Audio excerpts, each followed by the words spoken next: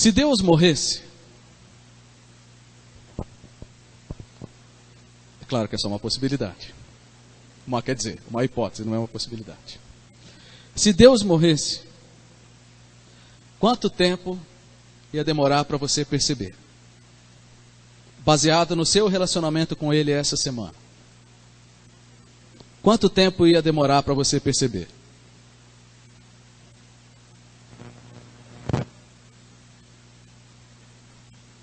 Por quê? Porque às vezes a gente anda tão desligado das coisas espirituais que a gente até esquece que elas existem. E a gente vive só em função das coisas passageiras dessa terra, que valem muito pouco comparado com a eternidade e com a vida espiritual. Então é claro que essa pergunta que eu fiz é só uma pergunta filosófica que jamais tem a possibilidade de acontecer.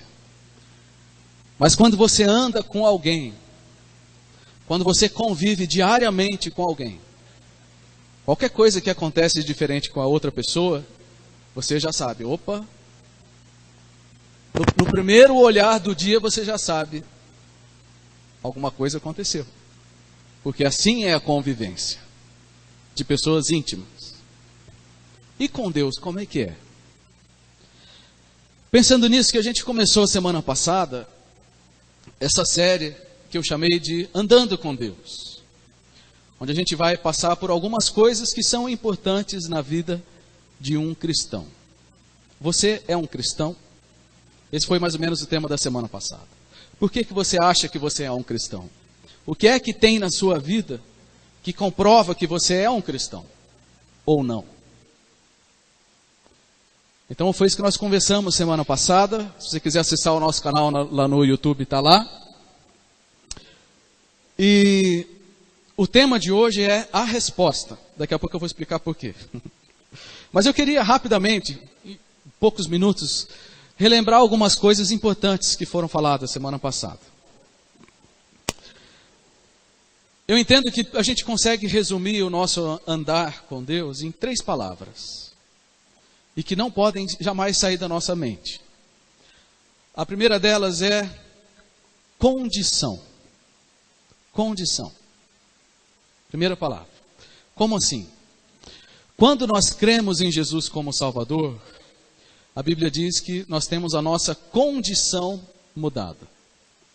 Porque nós somos perdoados.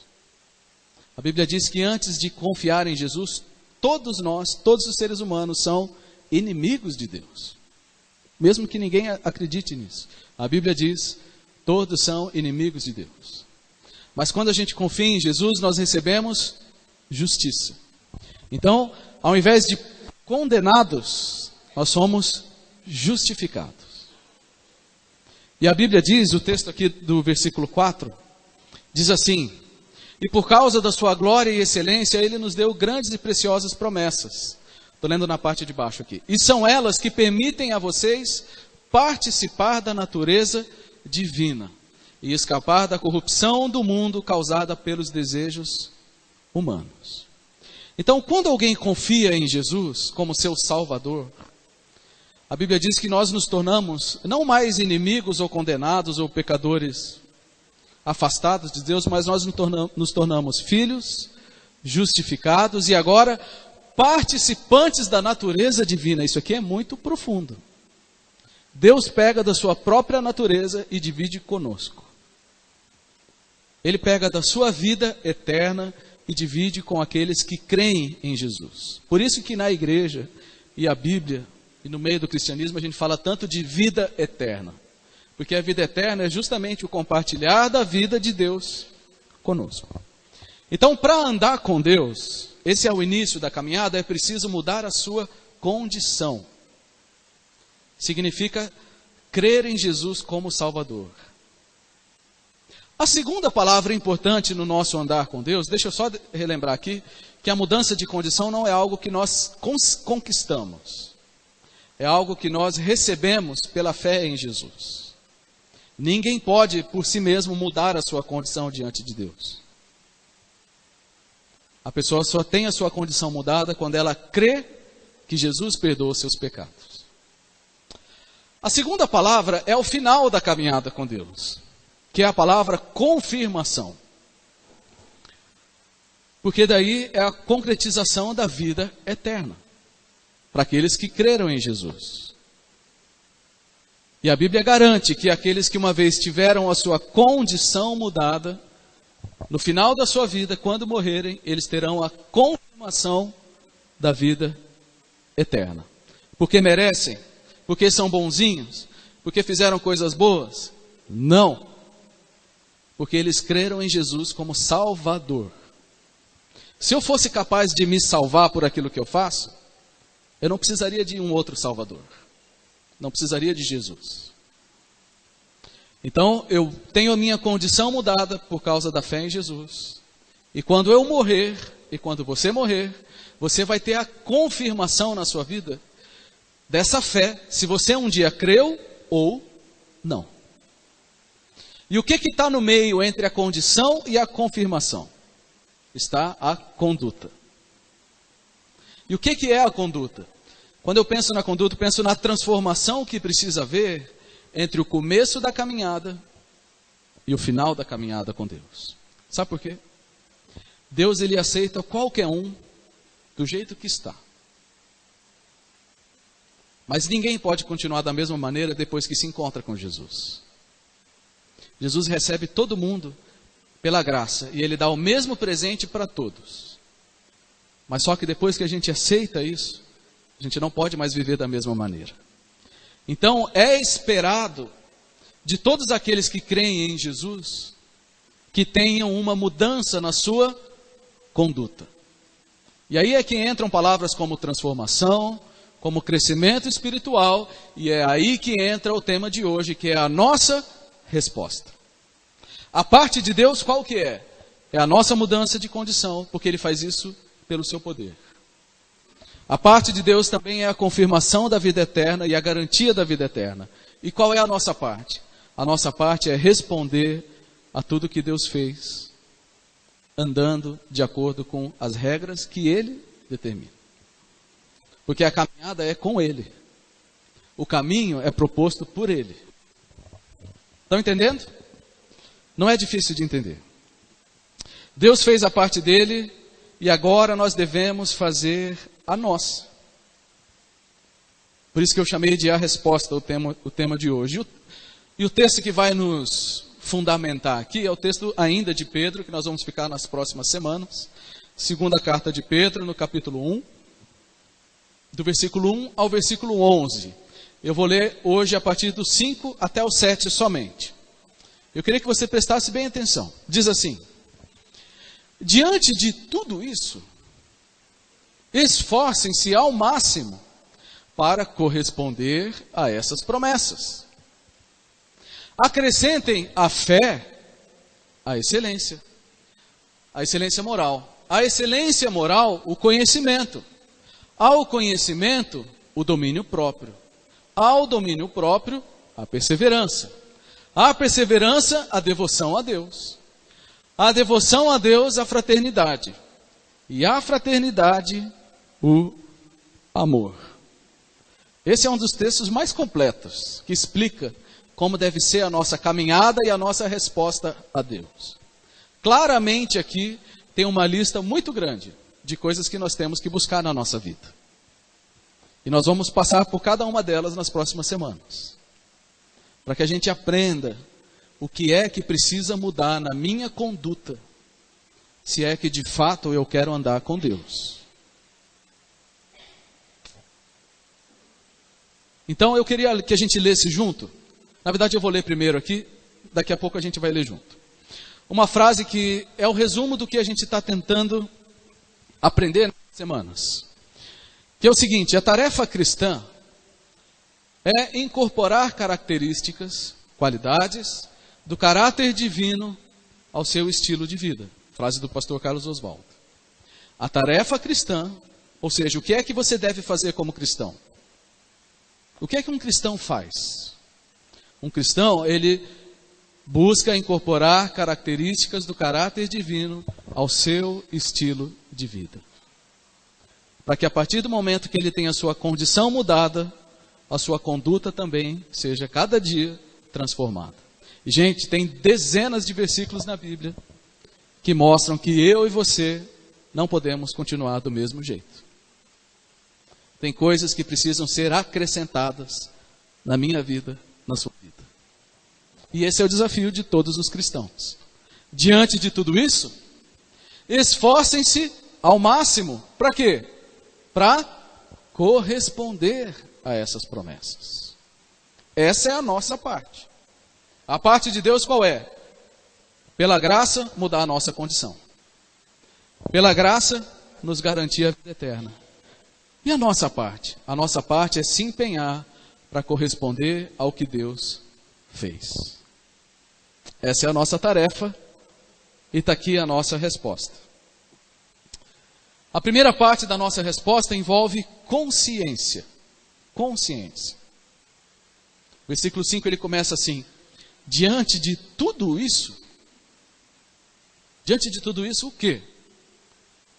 Diante de tudo isso que Deus fez por você. Para eu caminhar com Deus, eu preciso ter consciência do que está acontecendo. Para eu caminhar com Deus, eu preciso entender o que Ele fez por mim. Eu preciso entender o sacrifício de Jesus.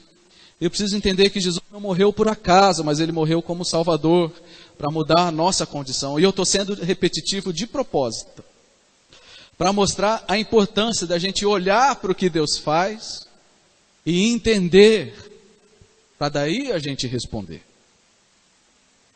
Essa é uma diferença do cristianismo, porque é uma prática religiosa, digamos assim, baseada no entendimento. Existem muitas religiões que as pessoas fazem as coisas sem entender o que estão fazendo. E no cristianismo também, mas está errado. O texto diz, diante de tudo isso, ou seja, olha para o que Jesus fez por você, entenda o que Jesus fez por você, e então você corresponde. É importante cada um olhar e entender. Quando foi, uma pergunta para você agora, quando foi que você confiou a sua vida a Jesus como Salvador? Você lembra de algum momento na sua vida que você fez isso? Você confiou e que você falou assim, Jesus, eu sou pecador e eu estou perdido. Eu preciso de alguém que me salve. Esse é o momento em que a gente entende a mudança de condição. Então é preciso que a gente olhe para a nossa vida e diante de tudo isso, aí eu posso andar com Deus. Sem a fé em Jesus como Salvador, não tem caminhada com Deus, gente. Não tem andar com Deus. Porque Deus só nos aceita por causa de Jesus. Ele só nos considera justos por causa do que Jesus fez. E a gente só pode andar com Deus perfeito quando a gente recebe na nossa vida os créditos de alguém perfeito, que é Jesus. Então, diante de tudo isso, olhe para o que Jesus fez. E aí vem a segunda parte da nossa resposta. Diante de tudo isso, esforcem-se ao máximo. Olha só, a nossa parte não é pouca coisa. A nossa parte não é ficar parado olhando a vida passar. Ah, Jesus me salvou, que bom, não vou fazer mais nada, vou para o céu. Não é isso que o texto está ensinando. Diante de tudo que Jesus fez por você, a sua resposta deve ser um esforço máximo para andar com Deus, para corresponder ao que Deus fez. Imagine um estudante que quer fazer o vestibular de medicina da USP ou da Unicamp. É fácil passar nesse vestibular? Não. A consciência é que vai gerar o esforço. Se ele tem consciência que é do grau de dificuldade que é passar numa prova assim, é esse grau de consciência que vai determinar o esforço que ele faz. Se ele sabe que é muito difícil, mas ele quer muito aquilo, ele vai ter que se dedicar na mesma proporção. Então, diante de tudo isso, esforcem-se ao máximo. A vida cristã, gente, não é uma vida apática. que Jesus nos salva e para por aí. Não, Deus está olhando para nós, e Ele está olhando, e aí? Qual a medida do seu esforço? Palavras como seriedade, zelo, empenho, dedicação e um senso de urgência. Essa é uma expressão muito forte, esforçar-se ao máximo. Tem situações na nossa vida que a gente não pode não corresponder. Sabe, tem coisas do nosso dia a dia que você fala, eu não posso não fazer nada, eu tenho que fazer alguma coisa. É exatamente essa a ideia. Você olha para aquilo que Deus faz na sua vida, para o que Jesus fez, você fala, eu não posso ficar sem fazer nada. Eu preciso reagir. Tem um senso de urgência que te empurra a fazer as coisas. É mais ou menos o que o salmista escreveu. O que posso oferecer ao Senhor por tudo que Ele me tem feito? Deus tem feito coisas boas na sua vida? Não? Sim. Você tem certeza que você vai ter a vida eterna com Jesus? Sim. Essa é a maior bênção que existe. Como é que você tem correspondido? Essa é a pergunta de hoje. Qual é o meu grau de consciência e qual é o meu grau de esforço diante do que Deus tem feito? Você já deu um presente para alguém que fez pouco caso? Nossa, é ruim demais, não é? Você já deu um presente e a pessoa põe do lado. Como é que você se sente? E se você desse o seu filho para morrer por alguém? E essa pessoa que recebeu o seu favor simplesmente fizesse pouco caso disso? Você querer matar, né? Pois é. Então, diante de tudo isso, esforce-se para corresponder o que Jesus fez por você. Consciência, esforço e crescimento. Porque Deus não espera que a gente continue 5, 10, 20 anos da mesma maneira. Ele quer que a gente cresça. Você gostaria que as crianças que cantaram aqui, no ano que vem, elas cantassem aqui de novo? Daqui 5 anos, as mesmas crianças cantando aqui de novo. Daqui 10 anos, o Samuel, tudo barbado aqui, as meninas tudo grande, cantando musiquinha de criança. Ia ser muito estranho, não ia? E na nossa vida? Às vezes a gente não fica agindo como crianças espirituais. Quanto tempo na nossa vida? Com criancice, com vaidade, com egoísmo. Então, existe consciência, exige esforço e exige crescimento. Deus espera que eu e você cresçamos. Deus espera que no final de 2019, você tenha crescido na sua vida espiritual. Por isso que o final ali diz, acrescentem a fé, excelência moral, e a excelência moral o conhecimento. A fé salva, mas a fé não para por aí. É preciso crescimento. Olha a frase de Martinho Lutero, ele diz assim, só a fé salva. Mas a fé que salva nunca fica só. Só a fé salva. Ou seja, para ser salvo, a fé é suficiente. Você não precisa fazer mais nada. Você só precisa crer. Mas essa fé verdadeira que salva, nunca fica sozinha. Porque a fé sem obras é morta. Quando Deus muda a vida de alguém, Ele muda de verdade. Então a pessoa não pode continuar da mesma maneira. Foi o que eu falei aqui, Deus nos aceita como nós somos. Porque é pela graça, é um presente que ninguém merece. Mas Deus espera que depois que a gente receber esse presente, quando a gente recebe esse presente, que a gente corresponda a essa graça de Deus. Deixa eu explicar isso de uma maneira um pouco mais clara, porque às vezes a gente confunde um pouco. Ainda existe no meio dos cristãos a ideia de que eu colaboro com a minha salvação. de que eu dou uma forcinha para Deus, eu faço um monte de coisa boa, e por isso, então eu mereço um lugar no céu. Não é isso, não é isso. Nós somos salvos pela fé no que Jesus fez. Entretanto, eu correspondo a essa decisão, desenvolvendo a minha salvação. Deixa eu explicar isso com 2 textos e com 2 ilustrações, tá? Um exemplo musical e um exemplo esportivo para todo mundo entender. Sobre o nosso dever de buscar o crescimento. Olha o que um outro texto diz assim: desenvolvei a vossa salvação com temor e tremor. Outro texto com a mesma tradução, com outra tradução diz assim: trabalhem com afinco a sua salvação, obedecendo a Deus com reverência e tremor. Então não é aqui conquistar a salvação, não é ganhar a salvação, mas é desenvolver a salvação. É fazer com que a salvação cresça na nossa vida, se manifeste. O primeiro exemplo é o exemplo musical. Imagine um compositor, tá bom? Compositor. O que o compositor faz? Um compositor, ele pega e do nada ele compõe uma música. Ele determina uma melodia, ele determina uma harmonia, que é o acompanhamento da melodia. Ele determina o ritmo, a velocidade, ele determina o estilo. Se ele quiser, ele coloca uma letra.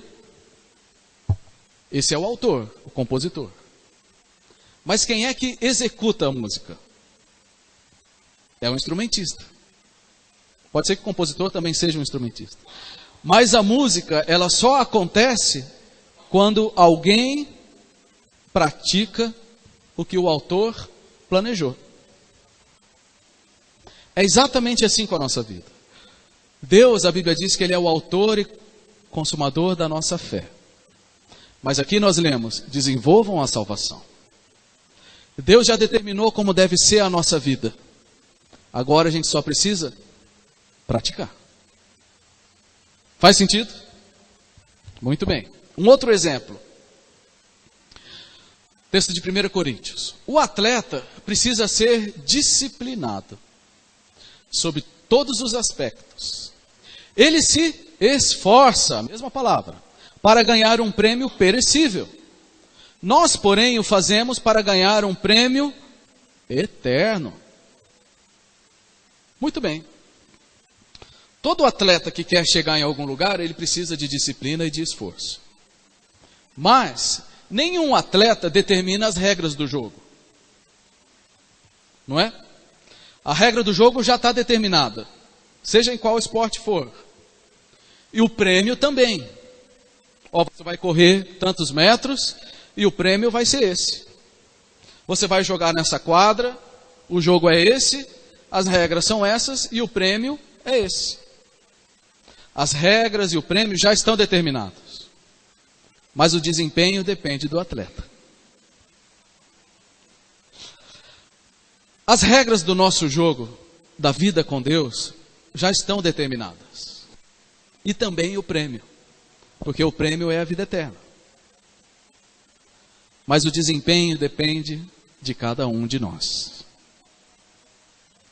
Um atleta de 100 metros rasos, eles correm em 9 e poucos segundos, né? Ele pode correr em 9 segundos e pouco. Ou ele pode correr e lá pelos 50 metros ele pode parar, tirar o celular do bolso e atender também. Ia ser estranho, não é? Porque não faz parte da regra do jogo. Pode acontecer, mas é estranho. Quantas vezes a gente sabe a regra do jogo, a gente sabe o objetivo e faz coisas que não tem nada a ver com a regra do jogo. Estou falando da nossa vida espiritual. Então eu queria reforçar com esses 2 exemplos. Existe um caminho que Deus preparou. E Ele espera que a gente corresponda com todo esforço. E assim como a figura aqui de um estádio, nós também corremos num estádio. E a torcida tem um, pelo menos, que é o Senhor Jesus.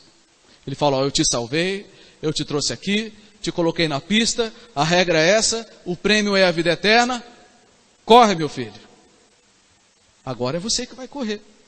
Como você vai correr é decisão sua. Mas está aí o jogo.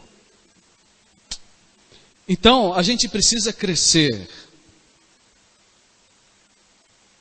E a gente precisa se disciplinar e se esforçar para ganhar um prêmio eterno. O prêmio já está garantido. A questão é só como você vai chegar lá. Então agora sim nós vamos ler juntos, tá bom? Vamos ler todos juntos. A tarefa cristã é incorporar qualidades do caráter divino ao seu estilo de vida. Essa é a sua tarefa. O que é que Deus quer que você faça amanhã quando você acordar? Você busca incorporar qualidades divinas à sua vida. E o que é que Deus quer que você faça terça-feira? Busque incorporar qualidades divinas à sua vida. Até quando? Até o último dia da sua vida. Está aí a corrida.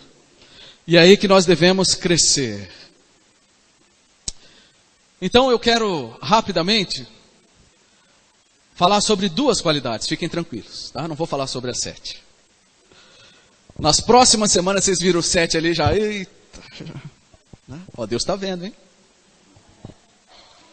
Mas nas próximas semanas, nós vamos passar por cada uma das qualidades que esse texto apresenta, que nós devemos buscar na nossa vida. E como pastor, o meu objetivo é lembrá-los de que essa é a sua tarefa. E que você precisa buscar isso na sua vida. Tá? Então nós vamos passo a passo, domingo a domingo, para que ninguém tenha dúvida do que é que tem que aparecer na sua vida, se você é de fato um cristão. A primeira qualidade é a excelência moral, porque o versículo 5 ele diz assim: acrescentem à fé a excelência moral. Algumas traduções dizem virtude. Só que virtude é uma palavra muito rica que a gente usa pouco. Então a gente não entende direito o que quer dizer virtude. Então nessa linguagem mais moderna ficou como excelência moral. Mas o que é acrescentar à nossa fé excelência moral? Excelência moral é aquilo admirável. Tudo que tem o valor. Tudo aquilo que você olha e fala assim, nossa, que admirável. Que bonito, aquilo que faz com que alguém ou alguma coisa se destaque. Isso é virtude. Isso é excelência. Deixa eu fazer um exercício aqui. Imagine que você tem um filho ou uma filha e você quer que ele case ou que ela case. Que tipo de pessoa você quer que o seu filho case?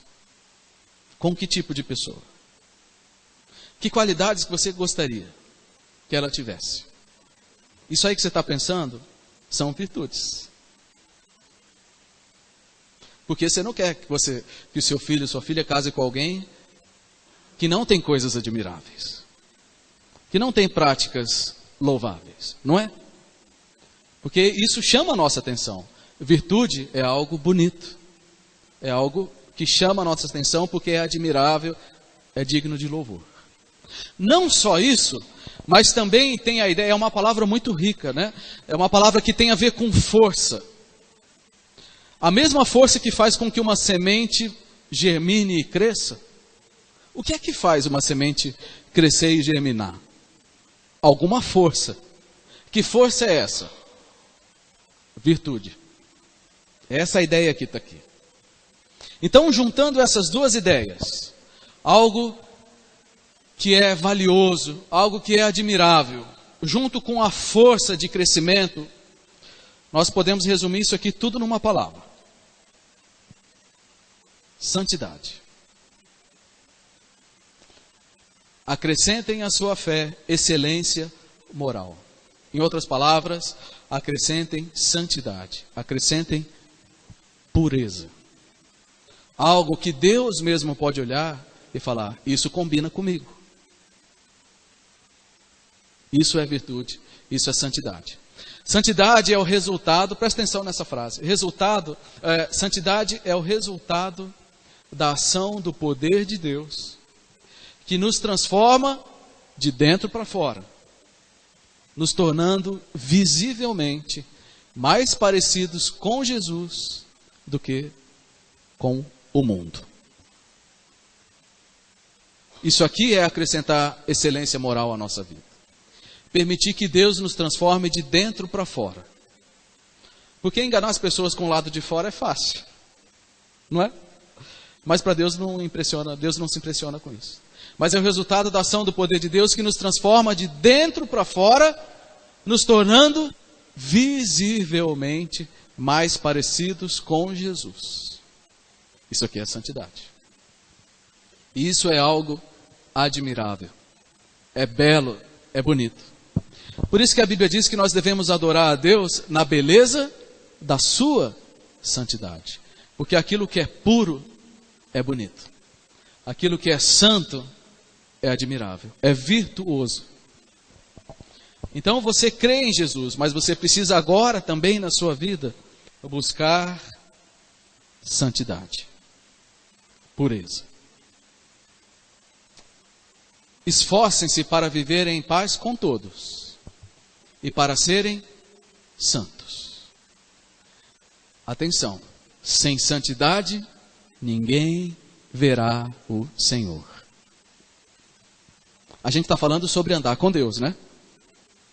E aí, se a gente não busca a santidade, nós estamos andando sozinhos. Porque sem santidade, ninguém verá o Senhor. Então, meus queridos, tem certas coisas na nossa vida que não combinam com Deus. Tem certas coisas na nossa vida que não são virtuosas. E que a gente não pode permitir que elas continuem acontecendo. Como cristãos que buscam a santidade, que buscam ser parecidos com Jesus, nós precisamos aprender a ter posicionamento. Isso significa, até aqui eu vou, para cá eu não vou. Por que você não vai? Porque eu tenho a vida de Deus em mim.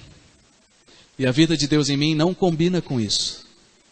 Não combina com esse tipo de prática. Não combina com mentira. Não combina com imoralidade. Não combina com fofoca. Não combina com preguiça. Não combina com avareza. E aí, a gente precisa fazer como o salmista, quando ele diz nessa oração aqui que a gente precisa fazer toda hora. Sonda-me, ó Deus, e conhece o meu coração. Prova-me e conhece os meus pensamentos. Vê se há em mim algum caminho mau e guia-me pelo caminho eterno. Essa é a oração de quem quer andar com Deus. Você quer andar com Deus de verdade? Você precisa fazer isso. E eu também. Agora, vamos ser sinceros aqui. Tem vezes na nossa vida que a gente ora um pouquinho diferente. Tem hora que a nossa vida está tão errada, que a gente ora assim: Deus, vê se na minha vida tem alguma coisa que não seja amar. Porque está tudo tão errado, que dá vontade de falar assim: Deus, vê se tem alguma coisa que escapa, porque eu estou todo errado. Mas mesmo assim, a gente pode continuar buscando a santidade. E a gente deve fazer essa oração. E sabe uma das coisas que eu aprendi com o tempo? Eu quero dizer isso de todo o coração. É que Deus não se importa com as nossas lutas sinceras. Ele odeia a hipocrisia. Mas quando a gente cai, quando a gente erra, mas a gente quer levantar com sinceridade, Deus é o primeiro a nos estender a mão. Mas Ele fala assim: ó, eu estou te levantando e eu espero que você tome cuidado para não cair de novo. Porque eu não quero que você viva tropeçando. Eu quero que você caminhe comigo, não que você tropece. Mas a gente precisa lutar para buscar a santidade. E não é à toa que o texto diz: esforcem-se ao máximo. Ao máximo. Você sabe que eu cresci lá no meio do mato. E todo dia a gente ia tomar banho no rio. E de vez em quando o rio enchia. E aí a correnteza ficava mais forte. E pelo que eu me lembro, umas 3 vezes eu quase morri afogado. Porque eu subestimei a força da correnteza contrária. E eu queria dizer para você que não vai faltar coisa contrária na sua vida para te empurrar. Por isso que é preciso esforço máximo para buscar a santidade. A segunda característica que nós devemos crescer, e é a última de hoje, é que além da excelência moral, nós devemos buscar conhecimento. Conhecimento. E é tão bonito isso aqui, porque ter fé, presta atenção nisso, ter fé em Jesus e ser um cristão não é ser bitolado, não é ser fanático e não é ser ignorante. Pelo contrário, ter fé em Jesus significa justamente ter clareza de mente e saber o que você crê, saber o que você confia e entender as coisas. E eu espero que a gente cresça nisso. Porque é um grande desperdício alguém que se diz cristão simplesmente cumprir um ritual religioso sem entendimento. Quanta gente faz isso? Faz as coisas, acha que está agradando a Deus, mas não está entendendo o que está fazendo. Tem solução, precisa acrescentar a fé, a excelência moral e precisa acrescentar o conhecimento. Não dá para a gente continuar sem conhecer as coisas. O cristianismo não é algo que se vive só na base das emoções e das impressões. Isso sempre aconteceu na história da igreja. Sempre teve aqueles que valorizaram mais as emoções do que o conhecimento. A Bíblia não descarta as emoções, ela inclui as emoções. Os salmos são cheios de emoção, mas eles são cheios de conhecimento também. Então o ideal é na nossa vida que a gente não viva só atrás de experiências emocionantes que nos fazem sentir bem, que nos fazem sentir emocionados, arrepiados e tudo mais, mas que tudo isso aconteça por causa de um fundamento, que é o conhecimento. E quando eu digo conhecimento, estou falando de dois aspectos, o conhecimento doutrinário, e eu vou repetir isso a vida toda. E quando eu digo conhecimento doutrinário, eu estou falando daquele tempo que você vai separar para você estudar a Bíblia. O tempo que você vai escolher na sua semana, no seu dia, para estudar a Bíblia, para ler a Bíblia. E aí? Quanto tempo você gasta por dia para ler a Bíblia?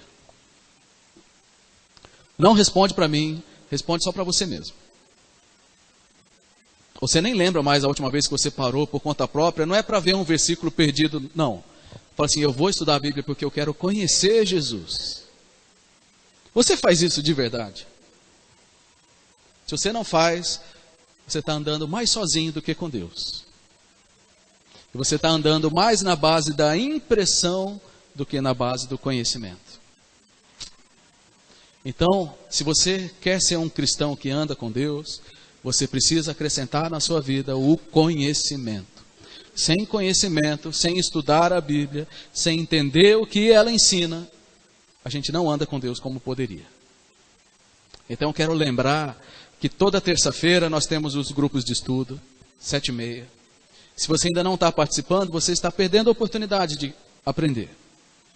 Também nós temos no domingo, 9h30 da manhã, 1h e pouco de estudo bíblico, para a gente conhecer a Deus. Você quer andar com Deus? Você precisa fazer alguma coisa. A decisão é sua.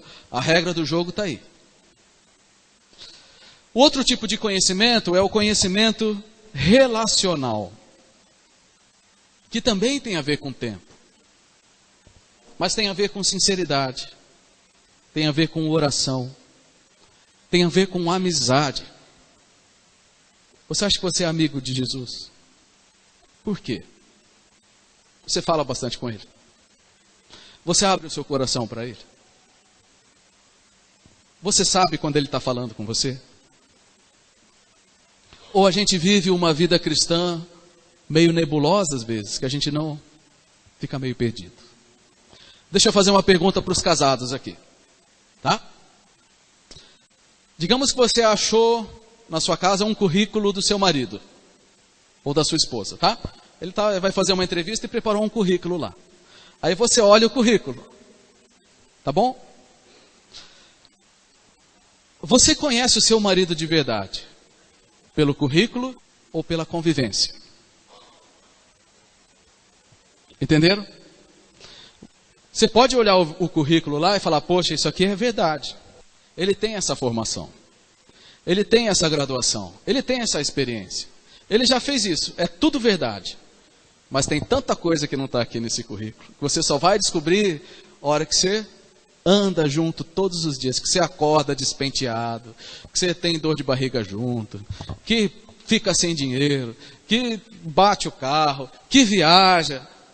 É assim que a gente conhece as pessoas. O currículo, ele é verdadeiro. É a doutrina. A Bíblia é o currículo. Está lá. É tudo verdade. E é importante a gente conhecer. Mas é preciso também andar com Jesus. E quando eu digo aqui de sinceridade, é porque a gente às vezes é tão bobo. Que a gente quer esconder coisas de Jesus. Não faça isso.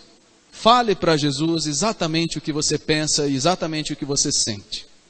É assim que a gente cultiva a amizade com Jesus. Não fique com vergonha, porque ele já sabe mesmo.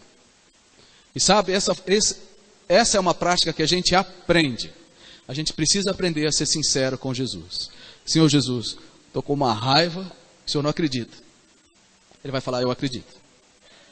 E eu sei, é daquela pessoa, não é? É. Por que você está com raiva dela? Ah, o senhor viu. Eu vi. Não, mas eu quero que você fale. Por que você está com raiva dela? Não, estou com raiva dela porque ela falou isso. Mandou aquele áudio assim. Amizade com Jesus. Tem momentos no seu dia ou na sua semana, ou tem coisas que você faz, você ficaria sem graça de convidar Jesus para participar? Se ele aparecesse? Independente dele estar visível, ele está conosco. E às vezes a gente faz o Senhor Jesus passar por cada aperto, né? O Espírito Santo. Então a gente precisa aprender a conhecer a doutrina e conhecer Jesus do nosso relacionamento. É o que Jó escreveu. Eu te conhecia só de ouvir, mas agora os meus olhos te veem. Eu queria terminar então lembrando que a nossa resposta ao Senhor Deus envolve consciência, olhar para aquilo que Ele fez por nós e falar assim, eu não posso ficar sem fazer nada, eu preciso responder. Responder com esforço e responder com crescimento. Buscando a excelência moral, uma vida pura, uma vida que combina com a santidade de Deus e uma vida de conhecimento, de relacionamento. É isso que Deus quer de mim, é isso que Deus quer de você. Eu queria ler um último texto, é o último mesmo, que encaixa perfeitamente com essa nossa reflexão. Escreve assim, procure apresentar-se a Deus aprovado, como obreiro que não tem do que se envergonhar e que maneja corretamente a palavra da verdade. Tudo a ver com o que a gente disse. Agora eu quero que você inclua o seu nome aqui. Procure, Éber, apresentar-se a Deus. Procure, Jaci, apresentar-se a Deus. Procure, Samuel, Ezequiel, Eliane, Márcio. Procure apresentar-se a Deus, aprovado como obreiro, que não tem do que se envergonhar. Aqui é a santidade. E que maneja bem a palavra da verdade. Conhecimento. Então eu queria que você pensasse em algumas perguntas. Como tem sido a sua dedicação em buscar Deus? Deus faz parte da sua rotina. Não só no pensamento, mas na prática. Segunda pergunta. Na sua vida, há práticas vergonhosas? Ou há mais práticas que refletem a santidade de Deus? Porque ali está dizendo que nós devemos ser alguém que não tem do que se envergonhar. Quanto tempo, já fiz essa pergunta, mas quero refazer. Quanto tempo você tem dedicado para conhecer de verdade a palavra de Deus? O Salmo diz assim: como eu amo a tua lei, ela é a minha meditação todo dia. E por último, como vai a sua amizade com Jesus? Como vai a sua amizade com Jesus? Você pode dizer como Jó: eu te conhecia só de ouvir, mas agora os meus olhos te veem. Eu queria que você fechasse seus olhos. A gente vai cantar uma música que nos lembra do valor e da importância da amizade com o Senhor Jesus. Eu queria que você fechasse seus olhos e que você pensasse nessas perguntas. Como tem sido a sua dedicação em buscar o Senhor?